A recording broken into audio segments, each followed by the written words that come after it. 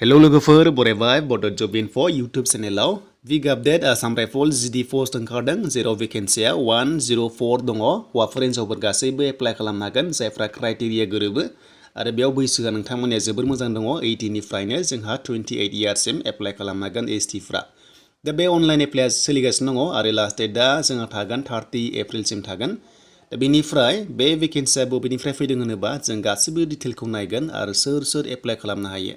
दा अफिसियेल वेबसाइटआव फैनाय लोगो अनलाइन एप्लाइ सोलिगासिनो दङ बेयावनो खालामदो नोंथांमोनाहाय लिंकखौ आं डिसक्रिप्शनाव होदों सिगांनि जेरै एप्लाइ खालामनाय प्रसेस थिक बेबादिनो सेम प्रसेसआव दङ नोंथांमोना जास्ट फैनानै बेयाव फिल खालामनानै जास्ट नोंथांमोना फट' साइनल' आपल'ड खालामनांगौ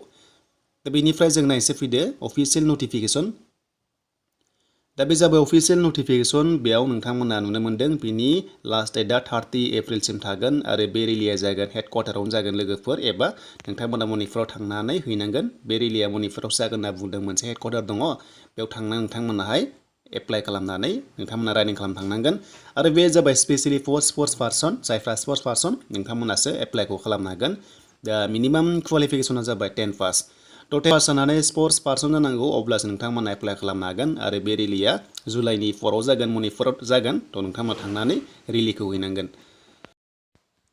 थ' दानिया स्पर्ट्सबाबो मा दं केटेगरि दङ दा फुटबल दङ बक्सिं दङ बेनिफ्राय माखासे केजि दङ नोंथांमोना बेखौ नायना लादो आरो लोगोसे नोंथांमोना रयिं मोन्दों आर्चारि मोन्दों क्रस कान्ट्रि मोन्दों एन्ड एथलेटिक्स मोन्दों हौवाफोर हिनजावफोर गासैबो एप्लाइ खालामनो हागोन बेखौ नोंथांमोना नाय स्क्रिनशट खालामना ला पस्टआ बेसेबां दङ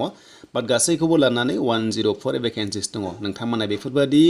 बाहागो गेलेनाय दङबा एप्लाइ खालामनो हागोन नाथाय सार्टिफिकेट थानांगोन आरो बे सार्टिफिकेटआ माबायदि जानांगौ बेखौबो जों नायगोन लास्टआव फल' दङमोन दा फल'आवबो दङ थ' गासैखौबो लानानै 104 भेकेन्सि दङ बथ मेल फिमेल थ' नोंथांमोना नुनो मोनदों बेनिफ्राय जों दायो नायनोसै जे नोंथांमोननि सार्टिफिकेटआ माबे टाइपनि जानांगौ जों बेखौ नायगोन बेनिखायनो जों नायनोसै डिटेलखौ लास्टआव हाउ टु एप्लाइ होननाय लोगो नोंथांमोना लिंकखौ मोनगोन डिसक्रिप्शनाव फैनानै अनलाइन एप्लाइ खालाम पेमेन्ट दानाङा एसटिफ्रा बेयाव नाथाय गुबुन कास्टआ पेमेन्ट दानांगोन 100नि बाट जोंनि एसटिफ्रा बेयाव पेमेन्टखौ दाननाङा दा बैसो एन्ड क्वालिफिकेसन दा बैसोआ मिनिमाम 18 इयार्स बेनिफ्राय मेक्सिमाम नर्मेलाव 23 बाट एसटिफ्रा 5 बारा मोनदों नालाय थ' 28 इयार्स जायो आरो 10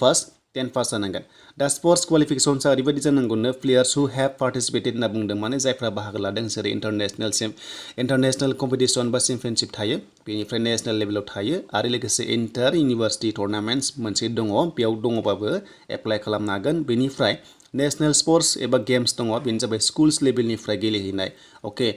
स्कुल्स लेभेलनिफ्राय नेशनेल लेभेलाव गेलेहैनाय अब्ला नोंथांमोनाहाय एप्लाइ खालामनो हागोन दा स्कुल्स होनाय लोगो स्कुलाव गेलेनाय नङा स्कुलनिफ्राय जेब्ला जोंहा नेशनेल लेभेलाव गेलेनो थायो सार्टिफिकेट बे दङबासो नोंथांमोनाहाय एप्लाइ खालामनो हागोन बिनि अनगायै जेबो राहा गैया दा लकेलनिया जाया डिस्ट्रिक्टना जाया स्टेटना जाया नाथाय बेयाव ओरैबायदि अपसन दङ जे नोंथांमोना स्टेट लेभेलनिफ्राय स्कुलनिफ्राय नेशनेल खेला जायोना बेयाव गेलेदोंबा सार्टिफिकेट दङबा नोंथांमोना एप्लाइ खालामनो हागोन बेनिफ्राय अथ'रिटि माखासे सार्टिफिकेट नोंथांमोना बेबायदि एवार्ड मोननाय जानांगोन बेयाव दङ माखासे डिटेल थ' बेखौ नोंथांमोना नायना लादो आं खिथाखाबाय बेबायदि प्रसेसआव दङबा नोंथांमोना एप्लाइ खालामनो हागोन दा बि नाम्बारखौ नोंथांमोना स्क्रिनशट खालामना ला बेयाव माखासे डिटेल दङ बेखौ नोंथांमोना नायनानै एप्लाइखौ खालामनो हागोन स' दानिया जों हाइटखौ नायनोसै दा हाइटआ बेयाव नुनो मोनदों 170 बे जाबाय अल इन्डिया नर्मेलाव के बे जाबाय जेनेरेल खथा बेनिफ्राय हिन्जावफ्रा नुनो मोनदों 157 नाथाय जोंनि एसटिफ्रा नाङा थ' जोंनि एसटिफ्रा बेयाव नुनो मोनदों जोंनि एसटिफ्रा नर्थ इस्टना जाबाय 157ल' नांगौ हौवाफोरा बेनिफ्राय हिन्जावफ्रा 147.5 बेनिफ्राय चेस्टआ 76 हौवाफोरा ओमफ्राय एक्सप्लेन खालामबा 5 सेन्टिमिटार जानांगौ हिन्जावफोरखौ नाङा चेस्टआव अके थ' बे गासिबो क्लियार जाबाय हाइटआ जोबोर खम 157आनो जागोन हौवाफोरा आरो हिन्जावफ्रा 147.5 दङ दा बेखिनिसिम लोगोफोर लेटेस्ट आपडेट बेयाव रानिं गैया नोंथांमोनखौहाय ट्रायल टेस्ट लागोन स्पर्ट्सनि बागै ट्रायल टेस्ट लागोन आरो बेयाव क्वालिफाइड जाबानो नोंथांमोना साख्रिखौ मोननाय जागोन बेनो जाबाय फिल्डआव नोंथांमोनखौ ट्रायल लागोन अके बेनिफ्राय माखासे मेडिकेल थागोन मेडिकेलखौथ' मिथिखायो नोंथांमोना 6/6 बेनिफ्राय 6/9 माखासे कालार भिजन नोंथांमोनखौ नायहोगोन आरो बेयाव जायफ्रा पास जायो नोंथांमोना साख्रिखौ मोननाय जागोन थ' बेनिसिम लोगोफोर स्पर्ट्स पार्सन बे जाबाय स्पर्ट्स खथानि थाखायल' नोंथांमोना जायफ्रा एलिजिबोल जाबाय एप्लाइखौ खालामदो